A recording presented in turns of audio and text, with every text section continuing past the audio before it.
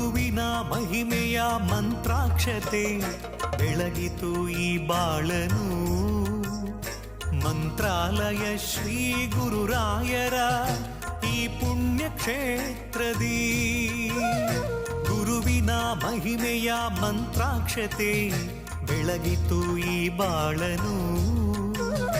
ಮಂತ್ರಾಲಯ ಶ್ರೀ ಗುರುರಾಯರ ಈ ಪುಣ್ಯ ಕ್ಷೇತ್ರದಿ ಯತಿ ರಾಘವೇಂದ್ರ ಗುರು ರಾಘವೇಂದ್ರ ಶರಣಾದ ನಿನ ಪಾದಕ್ಕೆ.